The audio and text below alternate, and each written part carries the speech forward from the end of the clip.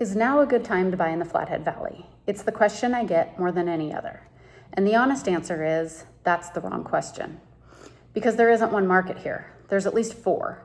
And the answer changes completely depending on which one you're standing in. I'm Corey Olofson with Coldwell Banker Mountain Properties. Born and raised in Montana, working the Flathead full time. I'm not going to tell you it's always a good time to buy. That's what people say when they want a commission. I'm going to tell you how to figure out whether it's a good time for you. So, before anybody tells you it's a good time or a bad time, you need to figure out which buyer you actually are. Because these four people are shopping in very different markets. Same valley, same week, four different realities. First, the local primary buyer. You live here or you're moving here for work, and you need a place to actually live. Usually under $1 million. This is the market that's changed the most. For 3 years, it was frozen. There was hardly any inventory, nothing to choose from, and that's loosened. There's more on the market, homes are sitting longer, and sellers who wouldn't budge in 2022 are negotiating again.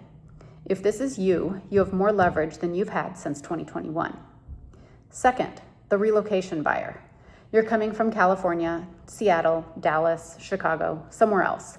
And here's what's different about you. Your real question isn't, is now a good time? It's, is the Flathead a better buy than other markets I'm comparing? You're usually bringing equity or cash from a higher priced market, so the rate matters less to you than it does to the local buyer.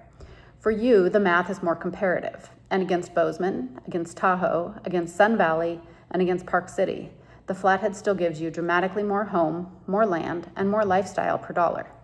Timing matters less than whether you're comparing the right things. Third, the investment buyer. You're not buying a lifestyle, you're buying a return. Usually you're looking for maybe a condo or a townhouse, something that's low maintenance and easy to rent out. And I'll be straight with you, because a lot of people won't. As a pure cash flow play, the math here is hard. Prices relative to the rent you can actually charge don't pencil the way they do in cheaper markets. Almost nothing cash flows clean on day one.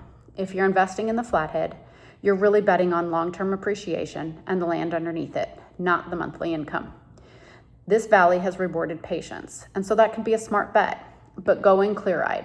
You're likely going to have to carry it a while, and short-term rental rules vary by jurisdiction, which can decide whether you cover your costs at all. For you, the timing isn't the question, it's whether you believe the 10-year story. Fourth, the luxury and second home buyer. These are the lakefront homes, the trophy properties, Whitefish, Big Fork, the second home you've been picturing for 10 years, or the primary that you're upgrading into. This is the one market that's barely flinched. A lot of these buyers aren't rate sensitive. They're paying cash or putting half or more down.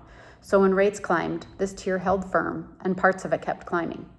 For you, it was never about timing the market. It's about the right property coming available, because true trophy inventory is scarce and it doesn't sit. When the right one shows up, you have to move. Now, who actually feels the rate? It's mostly that first buyer, the local primary buyer, and that's exactly who I hear this from the most. I think I'll just wait until rates drop. I understand the instinct, but think it through. Rates have bounced around, they dipped, they came back up on global headlines, and nobody's calling a clean drop. So here's the part people miss. The day that rates fall meaningfully is the day that every buyer who's been sitting on the sidelines decides to come back at once. So there's more competition, prices firm right back up, and the negotiating room you have today disappears. I always say you marry the house, you date the rate. You can refinance the rate later when they go down. You can't go back and buy the house today at today's price with today's leverage. Timing the rate perfectly usually costs you a lot more than the rate ever actually would. Right now, homes are taking longer to sell than they did at the peak. To a seller, that's frustrating. To a buyer, it's the most useful thing in the world. Longer days on market means that you can ask for concessions, you can negotiate, you can actually do your due diligence instead of waiving the inspection to a bidding war. That window doesn't stay open forever. So, is now a good time to buy in the Flathead Valley?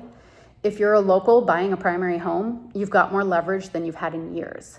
If you're relocating, the real question is what you're comparing the valley against, and it usually wins. If you're investing, it's whether you believe in the long-term story, not the calendar. And if you're buying luxury, it's about the right property, because the price isn't waiting for you. 4 buyers, 4 answers. Pricing is a strategy, not a gut feeling, and so is timing. So if you want to know which market you're actually standing in and what it means for your situation, the link below sets up a relocation strategy call. We'll look at your numbers, not the headlines. I'm Corey Olofson. I'll see you at the next one. Thanks for watching. Make sure you click the subscribe button so you don't miss out on any new videos. And if you have a topic you'd like me to cover, drop it in the comments below.